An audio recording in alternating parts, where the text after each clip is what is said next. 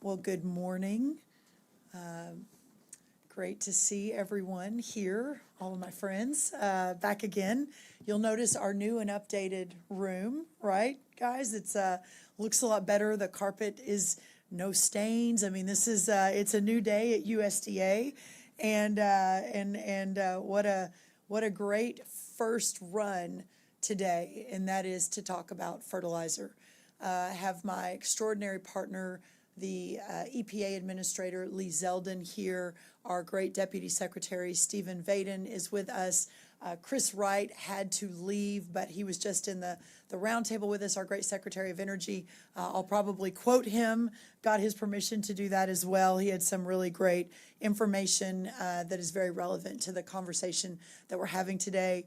The most important people in the room are the row croppers, the corn and soybean farmers standing behind me. We also have some of our country's great fertilizer companies, American fertilizer companies, in the room and standing with me as well. So we have a great announcement. We'll take some questions, obviously. Really appreciate everybody being here today, and excited for the road, the progress that we've made, but also the incredible progress that we will continue to make. So again, very grateful that everyone is here with us.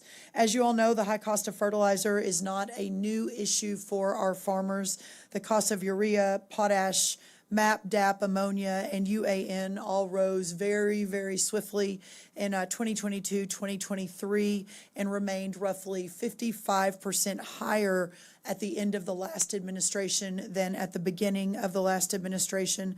This reversing of this harmful trend really across all inputs, you all have heard me talk about inputs from day one, but reversing this specific trend in fertilizer remains very, very top priority for the Trump USDA and the entire Trump administration, which is why you see so many of our cabinet members who have remained involved and vocal on this issue with us.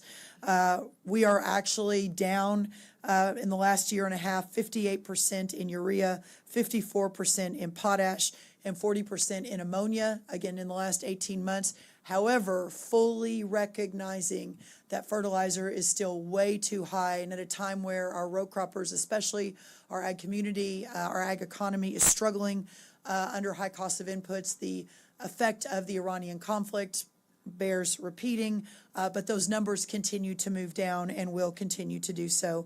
As you all know, to date, in the short term, we waived the Jones Act for 60 days and extended it 90 more days. I shouldn't say we, the president did that. We waived import restrictions from Venezuela. We've seen a lot of movement from Venezuela. Great American companies like CF Industries delayed scheduled maintenance to prioritize supply for American farmers this year. Pivot Bio, another great one, locked in pricing through 2028 in an effort to support our American farmers. We're so grateful. The great EPA is revising their diesel exhaust fluid rules. Administrator Zeldin may have more on that. Department of the Interior added potash, as we know, to the critical minerals list, which allows ex-Bank to get involved and other great things that can happen when that becomes a critical mineral. One of our great fertilizer companies said, is there a more important critical mineral than those that support food production? And I would agree that there is not. So the recognition of that by this administration is welcome. Of course, on inputs, we are working with the Department of Justice every day on specific antitrust enforcements from some of our, especially foreign countries. So we'll continue to look at that.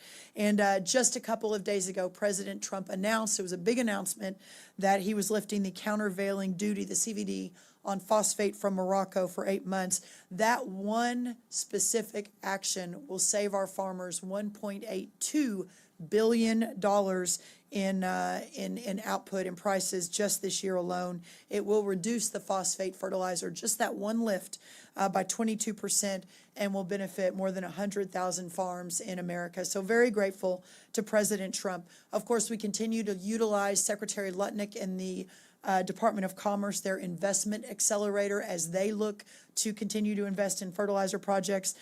Secretary Wright, again, giving an update earlier on his Department of Energy Dominance Financing Program. His second largest investment from Department of Energy is a fertilizer production facility, which is really, really exciting. And he is continuing to prioritize fertilizer, which is really helpful. We, of course, launched the USDA Proving Grounds Network for Ag Tech and streamlining permitting across the federal government. And we'll have one of our fertilizer companies talk about what they have had to go through in 10 years of working to get permitting to get one of their projects off the ground. I'll be in Louisiana in about 3 weeks, where we are going to be officially breaking ground on the Blue Point project there, which will be the largest ammonia plant in the world when completed. So that's incredibly excited. Administrator Zeldin helped move that along, as well as our U.S. Army Corps of Engineers. Very grateful for that, and we will continue to invest in those projects across the Trump administration. So I'll talk a little bit more, if asked in questions, about how we're changing the programs here at USDA, but I want to allow plenty of time for others to speak. But very quickly, the Biden FPEP program, we all agree we need more fertilizer in America. But of the 121 projects that were announced under the Biden administration, only 8 have been completed. There were several in there looking at worms and flower pots and kombucha, lots of climate language, craziness. We are obviously pulling all of that back. The Trump USDA will not be funding fertilizer projects based on worms, kombucha, or flower pots. So that is probably not a surprise to anyone, but important to note. We are, again, really excited to announce today a brand new program called the Fertilizer Investment and Expansion for Long-Term Domestic Supply, or the FIELDS program.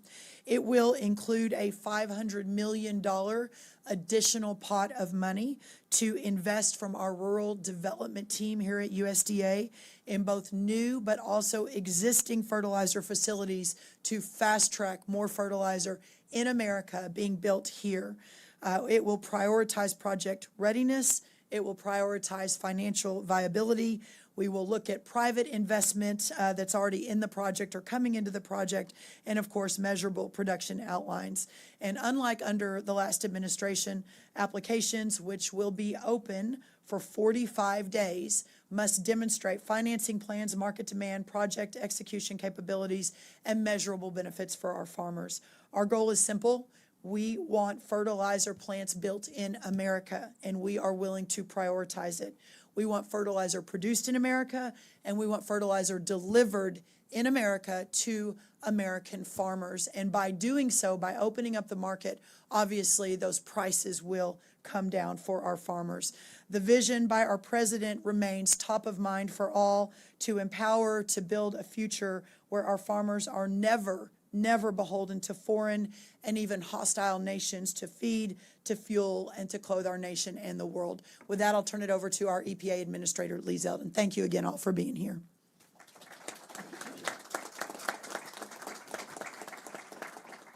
So I have to admit, sometimes I'll get up in the morning and I'll realize I had a bunch of different dreams that night before, but I don't remember any of them. I just remember that I had a whole lot of dreams at night.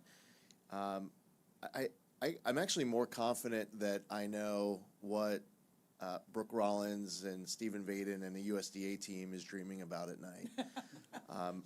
I am highly confident from Secretary Rollins' focus on this issue that she is working on this fertilizer access and price issue during the day and at night. And if you're wondering, well, why are we having another meeting and another press conference? We just had a meeting and a media engagement, which was right after the meeting and media engagement just before that, talking about fertilizer access and bringing down the prices. It's because it is this important to Secretary Rollins, to Deputy Secretary Vaden, and to this entire USDA team. For President Trump and this Trump administration, it's been a whole of government focus. We've seen it from Kevin Hassett, the White House, the National Economic Council, the National Economic Advisor. We've seen it from Secretary Wright, who was at this meeting, was just with us, Secretary Burgum, Secretary Lutnick, and others. All of us taking inventory of every option, every resource, any way that we can possibly help to make sure that we are at Trump speed addressing this as quickly and totally as possible. At EPA, it's been a whole-of-agency focus. We have many different program offices at our headquarters with different equities in the fertilizer space, from our Office of Water to Office of Air and Radiation, our Office of Enforcement and Compliance, and more. And knowing how important this is to the President, how important this is to Secretary Rollins, and especially those who stand in front of you behind me here, we know how important it is to them across this country for us to be able to do our jobs exceptionally. At EPA, we've had the traditional focus on nutrients, for example, and different regulations that at times need to be fine-tuned, improved. On the permitting front, to get new sites built, whether it's Clean Water Act, Clean Air Act, it is a water permit, it's an air permit. What Trump speed means as it comes to permitting is to get stuff done as quickly as possible. And quite frankly, President Trump's response, whenever he hears how fast anything has gotten done, no matter how fast it gets done, he wants to know why it wasn't done faster, and we love that about him. So I'm excited to be back here. I've joined now Secretary Rollins at many of these meetings and media engagements to be able to hear from the men and women who are leaders across this country about their ideas, their concerns, to be able to answer their questions. And EPA continues to stand ready and will continue to do everything in our power to assist to make sure that Secretary Rollins can move on to losing sleep or dreaming about other topics. We know that on January 20th, she was dreaming about bringing down egg prices, and she did that. We know that she's dreamt about what we could do to combat the New World screwworm, and sure enough, what she was wishing into existence has been done. So with her track record and with USDA's track record, I'm pretty confident that we're absolutely heading in the right direction. Thank you, Lee, so much. Thank you. So really, really kind words, and I appreciate it. None of this is possible without the partnership of our extraordinary cabinet, including Administrator Zeldin. So thank you, Deputy Secretary Vaden. Well, we have a great partner in Administrator Zeldin, but it would really take up less time to talk about who's not working on fertilizer than to list who is. This is an all-of-administration approach, and we've seen that this week, as the President has taken care of the short-term needs of our farmers by suspending the countervailing duties on imports from Morocco, and we're here today working on the medium and longer-term issues because we know the fertilizer issue didn't just crop up when there was a conflict in the Middle East. Farmers have been dealing with this for at least the past 5 to 6 years, and we're here to see to it that they will not be talking about it 5 and 6 years hence, because we're going to solve the problem by making strategic investments in projects that are shovel-ready and that will produce fertilizers of all types in amounts that will be market significant and that will ensure that we have domestic production here in the United States, so we are not worried about ships on some strait that most people have never heard of and whether or not they're going to be able to make it through. I'm proud that we are looking at fertilizer from across all sectors. We're not just looking at supply. We're working with our friends at the Department of Justice and the Federal Trade Commission to ensure the markets are free and fair and the prices are transparent, and so that by the end of this administration, whatever it is Secretary Rollins is dreaming about, it won't be problems in the fertilizer industry. Thank you very much, Madam Secretary. Thank you, Stephen. This press conference has gone slightly off track. I didn't know we were going to be talking about my dreams the whole time. But great leadership from you too, Stephen. Thank you. Very quickly, I've asked a couple of our great American fertilizer companies with very different perspectives that represent very different parts of the industry to just offer a couple of comments. First, Joshua Wessling with J. Wessling Company from Nebraska. Joshua.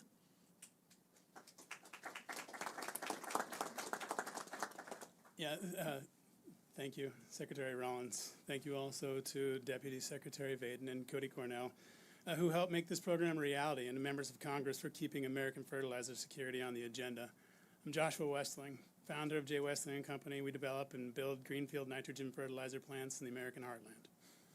Domestic fertilizer is a regional business. There are specific parts of the country where new production is urgently needed, where farmers are importing tons they shouldn't have to. I've been fortunate to have built in one of those places in Geneva, Nebraska, and Meadowlark and Gothenburg, Nebraska is next. Meadowlark is roughly $1.2 billion nitrogen complex in Gothenburg, Nebraska. Nitrogen capacity is about 365,000 tons of UAN, 140,000 tons of ammonium thiosulfate, all of it American-made, all of it sold to American farmers in a region that runs a structural nitrogen deficit. That supply the co-ops can move and growers can count on. We expect to reach final investment decision around the end of this year and to be producing fertilizer for American farmers in 2029. Building a fertilizer plant in this country is a daunting task, and the hardest part isn't the engineering. It's the upfront capital. The economics have to compete with imports and with entrenched incumbents. And that's where good projects stall before the first shovel goes in the ground. USDA changed the message that domestic demand would always be met by overseas production. By putting American production at the center of this agenda, you've made it possible for projects like ours to attract the private capital and the lenders it takes to actually get built. That's why the Fields program matters. It's what closes the gap between a project that sounds nice and a project that actually gets built, between capacity built in the Midwest and capacity built somewhere else in the world. Every ton we make at home is a ton our farmers don't import at the mercy of foreign supply and global prices. And it's good jobs in rural communities that need them. I'm grateful to be here, and I'm ready to build. As I said in my testimony in May before the Senate Agriculture Committee, we need to make this stuff where we use the stuff. The Fields program gets us much closer to realizing that goal. Thank you. Thank you, Joshua. Well done. Thank you. Next, with a slightly different take, but very important, Jake Evans, who runs the True Organic Products Incorporated fertilizer out of California, focusing on organic and regen. So I wanted to give him a moment too. Thank you, Jake. Thank you, Madam Secretary, and your senior staff and colleagues, and I really appreciate the opportunity to join this great discussion. We were one of the 8 companies that was able to complete the previous administration's project, but now with the Fields program, the Secretary has really committed to the success of organic and regenerative farming, and I really believe it will bring local production to allow our organic farmers the most cost-effective fertilizer they get to grow their organic crops. We've been doing organics for over 20 years, and I will say that it's been a pleasure to serve the organic farmer. The investment the organic farmers had to make into crops, into trials, into transition, to be the best organic farmers we have in the world. It's an honor to see, and their innovation is incredible of what they've done to grow the best crops, the most healthiest crops. Finally, Nalan Gupta with Wabash Valley Resources in Indiana. Nalan, thank you for being here. Thank you, Madam Secretary. Wabash Valley Resources is a $2.6 billion development project that, when in commercial operations, would serve 5 million acres of American farmland. It's located in Indiana in the Eastern Corn Belt. That will displace some of the highest priced imported nitrogens in our country and in our region. When I started this company, I focused on one thing. Why is it that America has the lowest cost of energy under its feet, but the highest price of fertilizer above us? That is not right. We should not be importing an energy-intensive product in this country because we have abundant of energy, fossil energy, natural gas, coal. I quit my job to start this company in order to pursue this vision. And I will say, Trump 1.0 was hugely supportive of this idea. By grants given to us in 2017 and 18, we were able to develop a very complex fertilizer facility. Since then, our permits got a little stalled until Trump 2.0 took office. I will say a permit that took 4 years on EPA's docket, Administrator Zeldin turned that around in a matter of 60 days after taking office. Administrator, thank you. And then subsequently, our application with the Department of Energy that was on docket since 2019, as soon as Secretary Chris Wright, who is not here today, but when he took office, he immediately processed that loan and finalized that loan within 90 days after Administrator Zeldin's team issued that permit. I'm so grateful to Trump administration, who has done tremendous amount of risk management and had foresight to foresee this problem of American-made fertilizers. In December, they enacted phosphate as on the critical mineral list at the Department of Energy. In February, they enacted the Defense Production Act for phosphorus, and now in June, they took actions on the import duties. So that's not a 1-2 punch, that's a 1-2-3 punch on phosphates. Thank you, Madam Secretary. We look forward to working with you. We appreciate what you do for us. Thank you so much. Well done. Well done.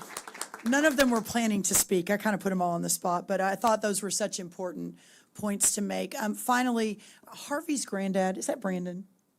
Matt, come here, Matt. We've got some of our great row croppers here, corn. I held his grandson, Harvey, when we were together at, was it Commodity Classic? Yes. Yeah, Commodity Classic. Didn't get to visit your farm. But just one final set of thoughts to open it up for questions, representing the farmers and how important this is too, and for Harvey especially. So, yeah, I want to, first off, thank you guys for what you've done this past year and you know, change the trajectory of, you know, what's going on in fertilizer. I took over as Vice President of NCJA last fall, and subsequently led a Inputs Task Force Committee. And talking to a few of you out there in Illinois, I'd made the comment, we're, you know, in a crisis, and some of you said, are you sure you want to say that? And I was like, yeah, I do. Our industry's in a crisis. But with that, you guys, as an administration, have come to the table with answers, and we're so appreciative as a farming organization and as farmers, what you've done to move forward. We've got lots to do. Obviously, we're just starting, but what it has done for me and my farm, and I'm not the greatest story out there, but it's keeping a 6th generation on the farm, and the 7th generation has that opportunity. And I think that's really what it's all about for all of us. So thank you. Very well said. Yeah. Thank you. Thank you. All right, we'll take some questions. Friends, questions. We answer every question. Yes, sir, go ahead. Hi there, Jake Sikowski with TTN Progressive Farmer. Hi, Jake.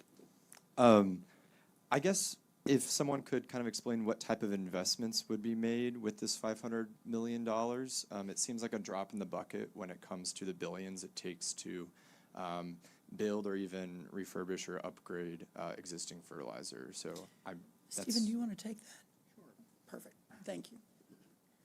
So you're correct that the total dollar amount is smaller than the Biden administration program, but the focus is completely different.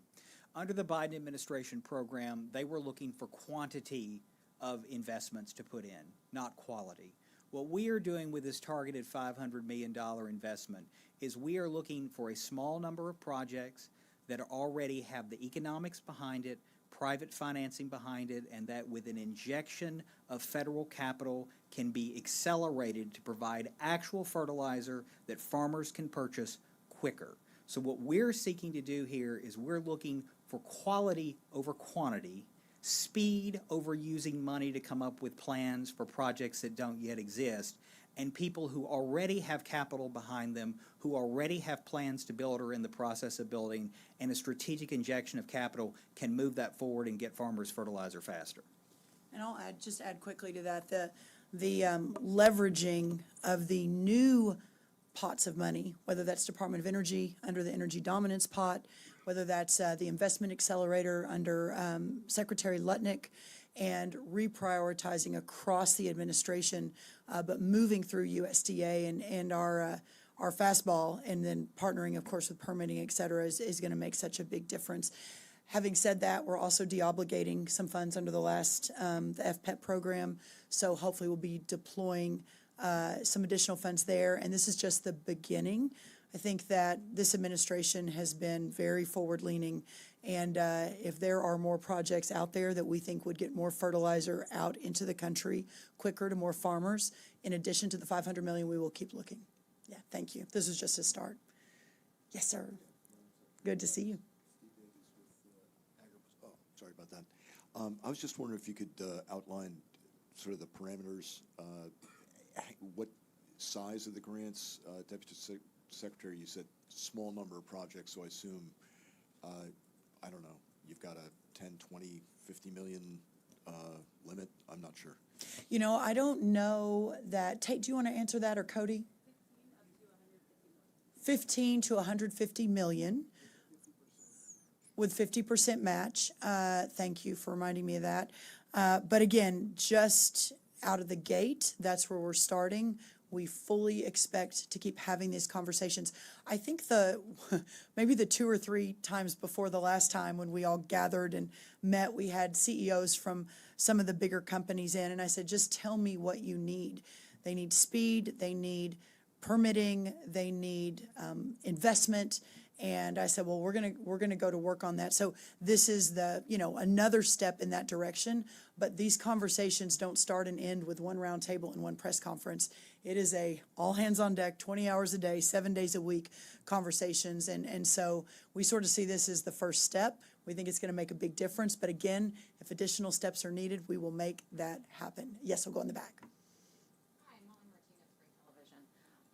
Thank you. We just got back from a reporting trip in Iowa, and the farmers with whom we spoke, their biggest problem is not what happened in the Strait of Hormuz. It's the price gouging domestically by the big 3 fertilizer companies. My question is, what's the latest on these antitrust lawsuits, and what's being done to break up these oligopolies?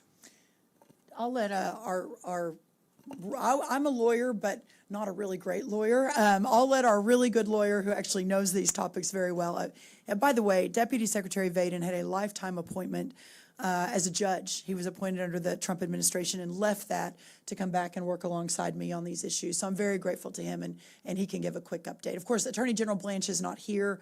He would speak on behalf of the DOJ, but I will say they're ongoing. But I'll let Stephen talk a little more. So you've got both the Department of Justice and the Federal Trade Commission that are investigating both civilly and criminally the fertilizer market. And what they're looking at there is the fertilizer market actually responding the way we would expect a free market to respond? Or has there been collusion in determining where fertilizer goes, not just here domestically, but overseas? I mean, keep in mind, you can do through inaction the same thing you can do through action. What I mean is if you have an arrangement where you decide we're going to send X amount of fertilizer to this country that's not the United States, Y amount of fertilizer to that country that's not the United States, and you don't say anything explicitly about the United States, but we all know fertilizer is in a finite supply, you have effectively determined how much fertilizer supply will be sent to the United States. These are the types of questions that the Department of Justice and the Federal Trade Commission are asking, and that's why it's so important, the investment that the Department of Agriculture is making through this Fields program, along with the counterparts that Secretary Rollins mentioned, because the surest way to ensure we have a fair market is by ensuring we have more people competing in it. For some of these fertilizer markets, there are 2 companies that control 90% of the market. You don't need a law degree or an economics PhD to understand that that market is highly concentrated, and there are more than legitimate questions that can be asked about whether there is free and fair competition between those 2 behemoths. What we're seeking to do here is provide money to people who are not those 2 behemoths, who are going to come in and compete aggressively, and through that competition and providing fertilizer in market moving amounts, be able to ensure that producers can once again have confidence that the prices they are paying are determined by the market and not determined by some type of mechanism that's behind a closed door. Thank you. Yes, sir. We'll do 2 more, first and number 2. Madam Secretary, I feel compelled to ask a related question. What did you think about the Supreme Court decision on glyphosate, and what do you think about Bayer petitioning the Commerce Department and the ITC for protection against glyphosate imports from China? Listen, I have been unequivocal in this. The importance of our crop protection tools are not just about supporting our farmers. They are truly about supporting a food supply system that moves into national security questions and are absolute. And I think that this administration, the president, has also been very, very clear about that. So from that perspective, I think it's very important that we don't pull any rugs out from underneath our farmers. Having said that, we've also invested more in regenerative farming and other things along the way. I know that Administrator Zeldin is continuing and always looking to see what our current systems look like, what the current data shows, et cetera. And I don't know all the details, and Administrator Zeldin may not be ready to talk about it, but I know there's a continuing effort from this federal government to look and make sure that we're doing everything we can. But having said that, again, as I have said all along, all research, all data shows that the current crop protectant tools on the market are safe. This was a federalism question that the Supreme Court answered, and this administration leaned into that, and of course I stand by that as well. So, thank you. Yes. Hi, thank you for taking my question, Grace Yes. with Politico. Good to see you, Grace. I was wondering, just to clarify, I have a couple things, but I wanted to make sure, is the 500 million, is that coming from the previous FPEP funds, or is that a new? This is in addition to the previous addition? FPEP, yes. Okay, that sounds good. And then, could you kind of explain how soon you guys expect with this additional funding to kind of give farmers some relief in the short term, and especially as people are looking to start figuring out prices later this year? No, that's right. So fertilizer continues to come down. I think I don't have the numbers right in front of me, but several of the key components are down 40%, 50%, even with the Middle Eastern conflict. But those numbers have already begun moving down. And the short term, we've talked about quite a bit. We'll continue to focus on and make sure that we're doing everything we can, that as the orders start going in this fall, September, October, for next year's planting season, that we are acutely aware of where those are, that we're working with our partners on the ground. As I mentioned, some of our great domestic companies who agreed to freeze prices, who agreed to defer maintenance to make sure that our farmers had what they need, understanding the immense pressure that the ag economy and especially row croppers are under right now. But as fuel continues to come down, fertilizer continues to come down, labor continues to come down. I mean, we are on a really good trajectory. It's just going to take a little while to get those inputs down as we're opening up the markets around the world and we begin to solve for some of these very long-term structural issues. The 19 new trade deals over the last 18 months have cut the agricultural trade deficit by almost in half. We started with a $42 billion deficit 18 months ago. We're now down to almost half of that. We expect to drop another half this year. We expect corn exports to be at record highs. We expect dairy to be at record highs. Tree nuts are going to be up about 11%, and more deals are coming online every day. Of course, that's the international market opportunity. There's a huge domestic opportunity too. I know, Grace, you've been tracking for a long time as we're looking at more biofuels, year-round E15, 45Z credits. We just released that rule, I think, in the last few days. So all of the above is very, very, very, very important. But really what we're talking about today is the importance of that long-term build so that we're never in this situation again. We have offshored over the last couple of decades almost half of our fertilizer production, when in fact a couple of decades ago we produced almost all of it here. That's what we've got to start reshoring. And I'll finish with this, that President Trump's vision of putting America first, whether that's reshoring manufacturing, reshoring pharmaceuticals, reshoring all of the above, continues to be a big priority. But I think what you have seen in the last 18 months is also agriculture moving to the very top of that list, being at the very top of all the trade negotiations around the world, but also on things like this as well. Fertilizer, Grace, you were here yesterday, we were talking about beef processing, the fact that we've got 2 Brazilian-owned companies that are managing or running about half of our processing in the country is just unsustainable. It is unsustainable. So we've got to get all of this back to America and get it back very quickly. Now, will this all be done in a year? No, but we're setting up the infrastructure so that for the long term, our farmers have what they need at the price that they need so that they continue to pass down their farms and we can continue to be the world's greatest source and breadbasket of food, fuel, and clothing for the future. And it is not lost on me as we celebrate 250 years that this country was built by farmers. It was built by agriculture, and getting back to that and putting that back into the middle of the national conversation, I think is one of the most important things President Trump has done. Thank you all for being here. Really, really appreciate it. Thank you.